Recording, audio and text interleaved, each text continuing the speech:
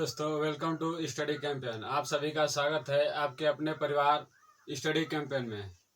दोस्तों, हम लोग कल गति के बारे में पढ़े थे। गति और दूरी, गति क्या होता है, दूरी क्या होता है। गति और दूरी पढ़ लिए थे और विस्थापन भी पढ़ लिए थे। आगे हम लोग कोणीय वेग भी पढ़ लिए थे। रेखीय वेग और कोणीय वेग में संबंध भी देख लिए थे। अब हम लोग देखते हैं चाल, वेग। चाल क्या होता है, वेग क्या होता है, ऐसे ही आगे वो देखते रहते हैं। चाल, वेग, त्वरण क्या क्या होता है। चाल, अब जानते हैं चाल क्या होता है।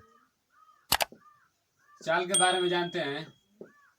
चाल को इंग्लिश में स्पीड कहते हैं। चाल एकांक समय में चली गई दूरी को ही चाल कहते हैं। यानी कि या इसको हम कह सकते हैं कि 1 सेकंड में चली गई दूरी को ही चाल कहते हैं। जैसे इसका अगर हम परिभाषा लिखें तो परिभाषा क्या होगा। एकांक समय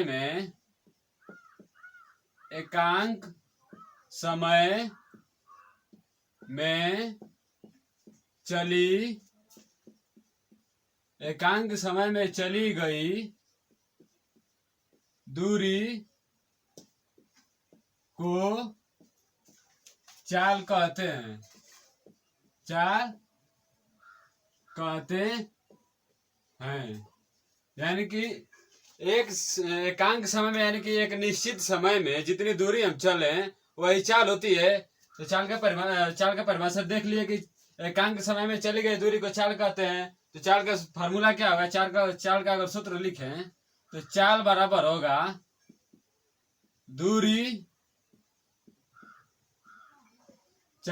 दूरी बटे में समय। यानी कि इसी को हम कह रहे हैं कि एकांक समय में चली गई दूरी को चाल कहते हैं। अब चाल का फार्मूला तो हो गया, चाल बराबर दूरी बटा में समय। अब चाल का मात्रक देखते हैं। चाल का मात्रक क्या होता है। चाल का मात्रक होता है, चाल का मात्रक दूरी को हम मीटर में दर्शाते हैं, यानी कि मीटर, और समय को सेकंड में दर्शाते हैं तो मीटर प्रति सेकंड। मीटर प्रति सेकंड चाल का हो गया मात्रक, मीटर प्रति सेकंड। अब चाल तो मात्रक पढ़ लिए। चाल का बीमा देखते हैं। चाल का बीमा क्या होता है। चाल का बीमा होगा चाल का बीमा अगर लिखें तो मीटर को हम लोग यल से दर्शाएंगे। मीटर को हम लोग यल से दर्शाते हैं और समय को टी से दर्शाएंगे। तो समय नीचे है यानी कि ऊपर जाएगा तो माइनस में होगा, यानी कि यल टी के पावर -1 बीमा हो गया। यल टी के पावर -1। चाल एक अदिश राशि है, इसमें केवल परिणाम होता है, नहीं कि इसमें दिशा होता है। चाल में केवल परिणाम ही होता है। चाल एक अदिश राशि है। चाल एक अदिश राशि है। अदिश राशि है। चाल में केवल परिणाम होता है। जैसे कोई भी किसी भी वस्तु का केवल परिणाम ही दिया रहेगा। जैसे कोई गाड़ी 40 किलोमीटर प्रति चाल से जा रही है तो उसका केवल चाल दिया है कि उसमें केवल परिणाम दिया कि 40 किलोमीटर प्रति घंटे की रफ्तार से जा रही है। या कोई ट्रेन 30 किलोमीटर प्रति घंटे की रफ्तार से जा रही है तो उसका केवल परिणाम दिया है कि 30 किलोमीटर प्रति घंटे की रफ्तार से जा रही है। उसमें केवल परिणाम दिया है। तो परिणाम, अगर केवल परिणाम दिया रहे तो उसको हम लोग चाल कहेंगे। यानी कि एकांक समय में चली गई दूरी को ही चाल कहेंगे। अब जानते हैं वेग क्या होता है। चाल तो पढ़ लिए, देखते हैं आगे वेग। जैसे दूरी और विस्थापन में बस थोड़ा सा का अंतर होता है, वैसे ही चाल और वेग में बहुत थोड़ा सा का अंतर होता है। चाल में केवल परिणाम दिया रहेगा और वेग में परिणाम के साथ साथ उसमें दिशा भी दिया रहेगा। जैसे दिया रहेगा कि कोई ट्रेन 30 किलोमीटर प्रति घंटे की रफ्तार से उत्तर दिशा में जा रही है, यानी कि परिणाम के साथ साथ उसमें दिशा भी दिया रहेगा। या फिर हम कहें कि कोई ट्रक 40 किलोमीटर प्रति घंटे की रफ्तार से पूर्व दिशा में जा रहा है तो उसमें परिणाम के साथ साथ अगर दिशा दिया रहे तो उसी को हम लोग वेग कहते हैं। वेग एक सदिश राशि होती है, यानी कि इस अदिश राशि में केवल परिणाम दिया रहता है, सदिश में परिणाम के साथ साथ वेग भी दिया रहता है। तो वेग का फॉर्मूला क्या होगा? वेग बराबर होगा विस्थापन बटे में समय। वेग का फॉर्मूला होगा विस्थापन बटे में समय। अब इसका भी मात्रक लिखेंगे वेग का, तो वेग का मात्रक होगा, इसका भी मात्रक, विस्थापन को मीटर में नापते हैं, यानी कि मीटर, समय को हमेशा सेकंड में ही मापते हैं, मीटर प्रति सेकंड। अब इसका बीमा आता है, तो वेग का बीमा क्या होगा? अगर वेग की बीमा पूछे तो मीटर को हम लोग एल से ही दर्शाते हैं और समय को टी से, तो एल टी के पावर -1 वेग हो गया। वेग एक सदिश राशि है। वेग एक सदिश राशि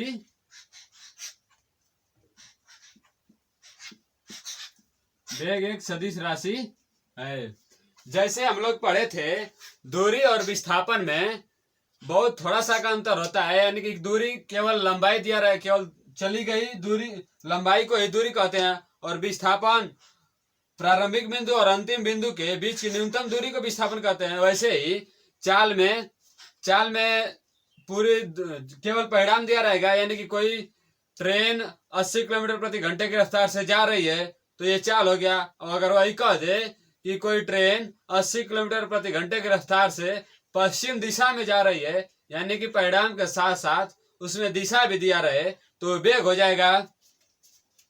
और वेग को हम लोग दो भागों में बांट कर पढ़ते हैं, एक होता है प्रारंभिक वेग, एक होता है अंतिम वेग।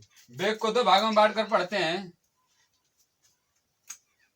एक होता है प्रारंभिक वेग, एक होता है अंतिम वेग। तो जानते हैं प्रारंभिक वेग क्या होता है, अंतिम वेग क्या होता है? प्रारंभिक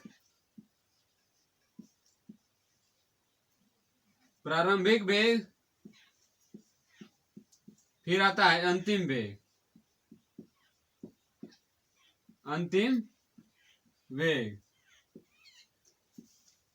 प्रारंभिक वेग वह वेग है जो हम अपनी आंखों से देखते हैं। जैसे कह दे कि कोई वस्तु विरामावस्था से चलना प्रारंभ करते हैं, यानी कि हमारे आंखों के सामने वह चलना प्रारंभ की है, तो उसका प्रारंभिक वेग 0 हो जाएगा, यानी कि विराम अवस्था से चलना प्रारंभ की है, तो वो प्रारंभिक वेग हो जाएगा। जैसे अगर कह दे कि कोई ट्रेन, जैसे हम प्लेटफॉर्म पर खड़े रहते हैं, तो कोई ट्रेन हमारे सामने से अगर 60 किलोमीटर प्रति घंटे की रफ्तार से आते ही हमें दिखाई दे, तो हम कहेंगे कि उसका प्रारंभिक वेग 60 किलोमीटर प्रति घंटा है, यानी जो हम उसको जिस अवस्था में हम पहले उसको देखे वही प्रारंभिक वेग होता है। तो प्रारंभिक वेग होता है जिस अवस्था में जिस वेग में कोई भी वस्तु चलना प्रारंभ करते, उसे प्रारंभिक वेग कहते हैं। तो इसको परिभाषा का रूप में लिखें तो कहेंगे कि जिस वेग से कोई वस्तु चलना प्रारंभ करे, ऊपर लिखते हैं पूरा मिटा कर, जिस वेग से कोई वस्तु चलना प्रारंभ करे।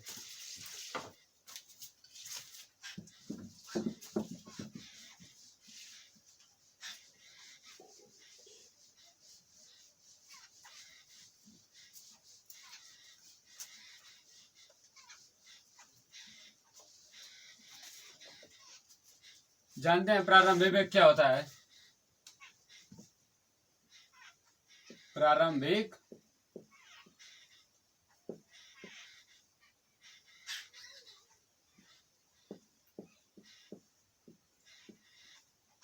प्रारंभिक वेग जिस वेग से वस्तु चलना प्रारंभ करती है उस वेग को हम प्रारंभिक वेग कहते हैं। जिस वेग से कोई वस्तु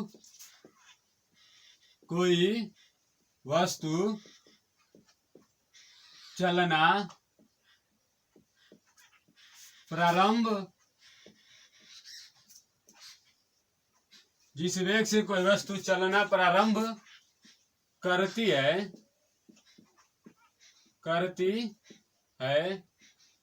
उस वेग को प्रारंभिक वेग कहते हैं। उस वेग को प्रारंभिक वेग कहते हैं। प्रारंभिक वेग को हम लोग U से दर्शाते हैं। प्रारंभिक वेग को प्रारंभिक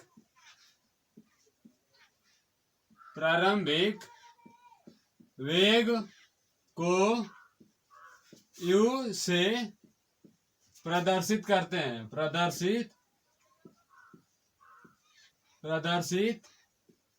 करते हैं।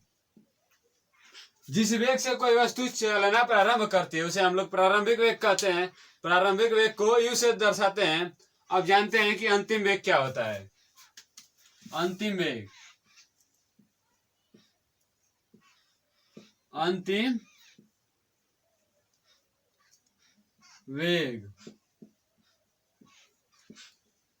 अंतिम वेग किसी वस्तु के गति प्रारंभ होने के बाद के स्थिति को दर्शाता है।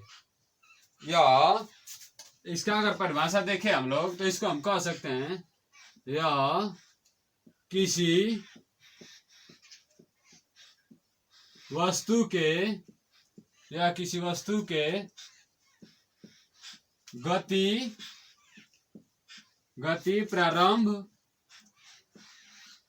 गति प्रारंभ होने के बाद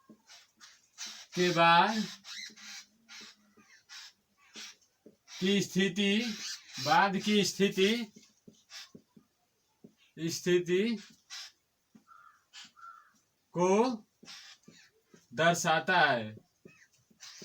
दर्शाता है। अंतिम वेग या किसी वस्तु के गति प्रारंभ होने के बाद की स्थिति को दर्शाता है। अंतिम वेग को भी से दर्शाते हैं। अंतिम वेग को इसे हम कह सकते हैं इसे भी से प्रदर्शित करते हैं। प्रदर्शित करते हैं। इसे भी से हम प्रदर्शित करते हैं। मतलब इसका अंतिम वेग जैसे कोई वस्तु चली आ रही है सामने से और आकर रुक जाए, तो आकर जब हमारे सामने जब रुक जाए तो उसका अंतिम वेग 0 होगा। प्रारंभिक वेग कोई वस्तु चलना प्रारंभ करे यानी विरामावस्था से चलना प्रारंभ करे तब उसका प्रारंभिक वेग होता है। और कोई वस्तु जो वस्तु चलना प्रारंभ की है, चलना प्रारंभ करने की स्थिति को जब चलना प्रारंभ की उसके बाद जो उसमें परिवर्तन होता है, परिवर्तन होने के बाद जो उसकी स्थिति आती है उसको हम लोग अंतिम वेग कहते हैं। प्रारंभिक वेग को U से प्रदर्शित करते हैं, अंतिम वेग को V से प्रदर्शित करते हैं। अब आता है त्वरण। इसके बाद आता है त्वरण।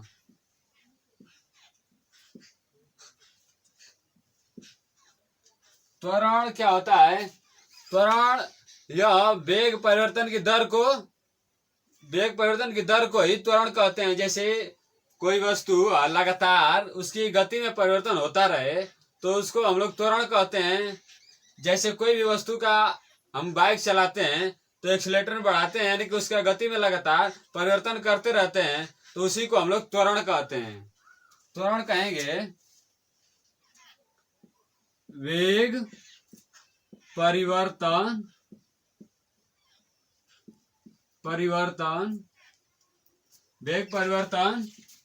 की दर को त्वरण कहते हैं। वेग परिवर्तन की दर को त्वरण कहते हैं। यानी कि कोई भी वस्तु के वेग में जितना परिवर्तन होता है उसका त्वरण वही हो जाता है। तो वेग परिवर्तन का इसका देखते हैं, वेग परिवर्तन का मात्रक, वेग परिवर्तन का त्वरण का मात्रक क्या होगा? त्वरण का मात्रक होगा मीटर प्रति सेकंड स्क्वायर,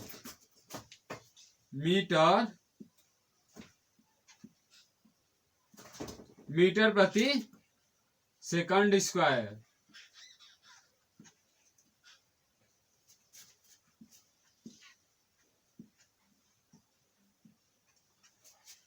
वेग परिवर्तन का मात्रक तो हो गया। इसका बीमा पूछा, अगर बीमा क्या होगा तो बीमा लिखेंगे, बीमा यल टी के पावर -2।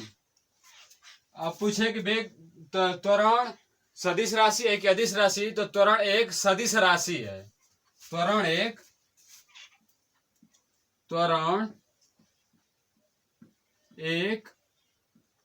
सदिश राशि है। त्वरण एक सदिश राशि है। त्वरण को हम लोग ए से प्रदर्शित करते हैं, त्वरण को हम ए से प्रदर्शित करते हैं। यानी कि त्वरण ए बराबर क्या हो जाएगा? त्वरण ए बराबर होगा वेग परिवर्तन की दर, वेग परिवर्तन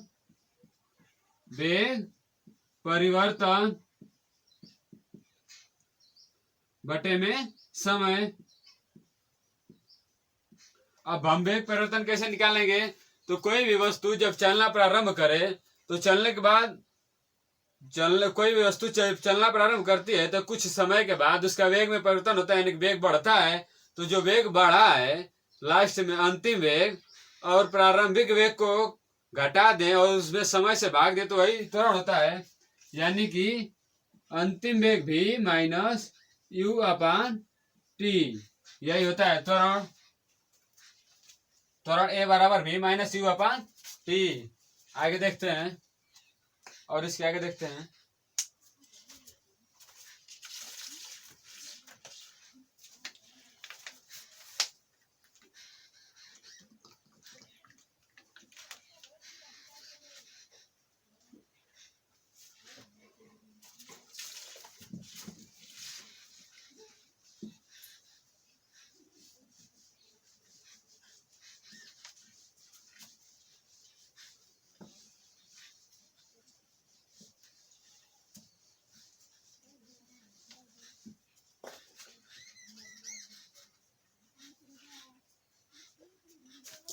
त्वरण की तो परिभाषा हम लोग पढ़ी है कि वेग परिवर्तन की दर को त्वरण कहते हैं। त्वरण बराबर होता है ए त्वरण बराबर v minus you upon T. अब इसी को हम क्रम में कर दें तो टी को अगर इधर लेके तो क्या होगा? ए टी बराबर v माइनस यू, और इसको सही क्रम में करें तो v बराबर होगा u प्लस ए टी। बन गया एक फार्मूला, एक सूत्र बनकर तैयार हो गया, v बराबर u प्लस ए टी। इस पर सवाल आता है, देता है कि किसी वस्तु का, कोई कहता है कोई वस्तु विरामावस्था से चलना प्रारंभ करती है और 5 सेकंड के बाद, कोई बोलता है कोई वस्तु विरामावस्था से चलना प्रारंभ करती है और उसका त्वरण 3 मीटर प्रति सेकंड स्क्वायर है। 5 सेकंड के बाद उसका अंतिम वेग ज्ञात कीजिए। तो इस पर हम निकाल सकते हैं, कहेगा कोई वस्तु विरामावस्था से चलना प्रारंभ करते हैं, विरामावस्था यानी कि u बराबर 0 हो गया। तो कहता है कि 3 मीटर प्रति सेकंड त्वरण दिया है कि 3 मीटर प्रति सेकंड स्क्वायर। तो त्वरण ए बराबर होगा 3 मीटर प्रति सेकंड स्क्वायर। फिर पूछ रहा है 5 सेकंड के बाद उसका अंतिम वेग पूछ रहा है, तो इस पर रखकर हम लगा सकते हैं v बराबर u प्लस ए टी। तो u का मान 0, ए का मान 3, टी का मान 5, यानी कि 15 मीटर प्रति सेकंड स्क्वायर उसका अंतिम वेग आ गया। ऐसे ही ये तो पहला हो गया फार्मूला, पहला सूत्र। ऐसे ही 2 और सूत्र हैं, उसको लिख लेते हैं।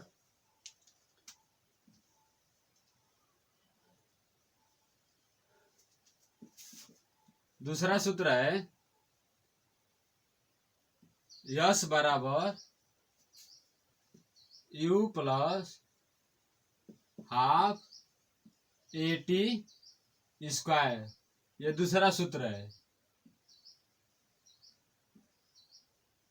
तीसरा V स्क्वायर बराबर यू स्क्वायर, V स्क्वायर बराबर U square plus 2A yes. ये तीसरा सूत्र है। तीनों गैलीलियो ने दिया था। ये तीनों सूत्रों को गैलीलियो का सूत्र बोलते हैं।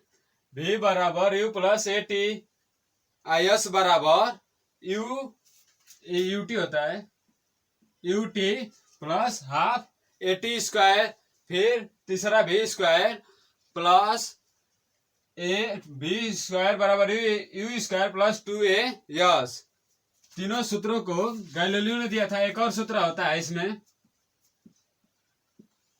अगर उसको पूछे कि कोई भी वस्तु का प्रारंभिक वेग दिया रहे और पूछे कि t समय के बाद उसका tवें समय में कितना वेग होगा, tवें समय में वेग पूछे, तो उसको निकालने के लिए हम लोग कहते हैं यस टी। जब पूछे कि tवें समय में, तब यस टी बराबर यू प्लस, जब tवें समय में पूछे तो इस फार्मूला पर लगाएंगे U plus half two T minus 1 A by 2 minus 1। ये चौथा फार्मूला हो गया। इस पर बहुत कम सवाल आता है। ऊपर वाले 3 पर इसी पर सवाल आता है। इसमें यू प्रारंभिक वेग,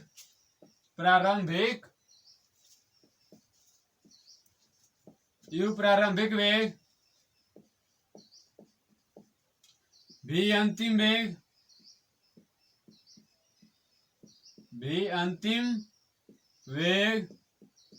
यू प्रारंभिक वेग, भी अंतिम वेग, और ये इसमें त्वरण, ये त्वरण टी समय और यस दूरी को दर्शाता है। यस दूरी।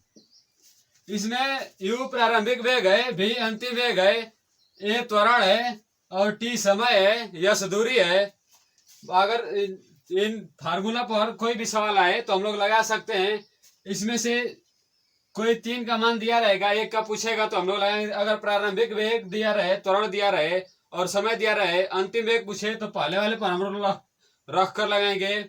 और प्रारंभिक वेग दिया रहे, त्वरण दिया रहे, समय दिया रहे, अगर पूछे कि कितना दूरी तय करेगी तो हम लोग दूसरे सूत्र पर रख कर लगाएंगे।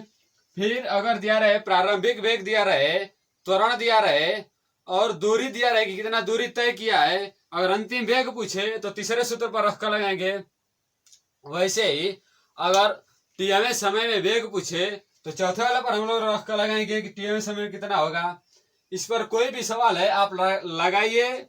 आपके पास कोई भी प्रीवियस ईयर का सवाल है, पिछले साल का, तो आप लगाइए। अगर नहीं हल होता है तो आप कमेंट कर सकते हैं, हम आप उसको अगले वीडियो में आपको बताएंगे। इस पर कोई भी सवाल दिया रहेगा तो आप लगा सकते हैं आराम से। इसमें कोई दिक्कत नहीं होता है। खूब आराम से इस पर बस मान को रख देंगे, हल हो जाएगा। और कुछ इसमें ज्यादा दिक्कत नहीं होती है। कोई भी सवाल बहुत आराम से हल हो जाता है। अब आगे देखते हैं इस पर कुछ और।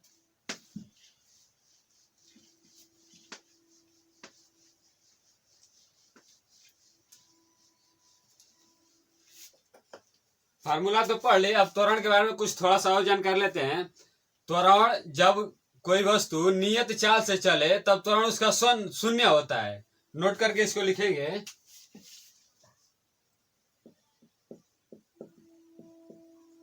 कोई वस्तु नियत चाल से चले, कोई वस्तु नियत चाल से चले तब उसका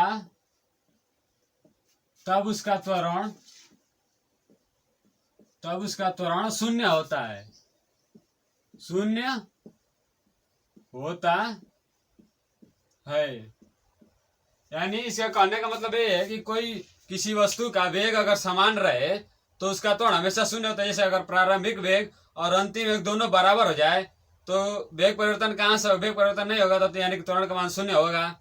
ऐसे ही वृत्तीय पथ पर जब कोई वस्तु नियत चाल से चले उसके बावजूद भी उसमें वेग परिवर्तन होता रहता है, जिसके कारण उसमें त्वरण पाया जाता है। एक और नोट करके लिखेंगे,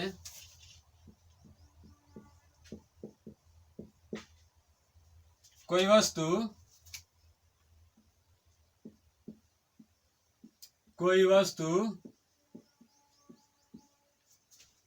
वृत्तीय पथ पर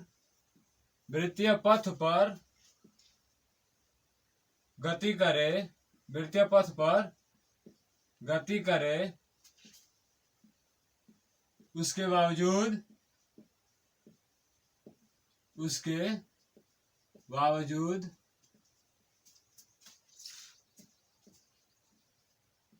उसमें वेग परिवर्तन होता रहता है। उसमें वेग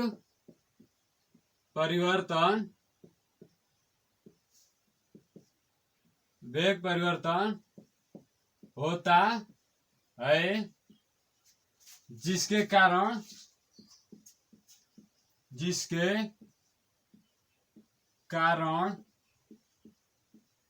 उसमें त्वरण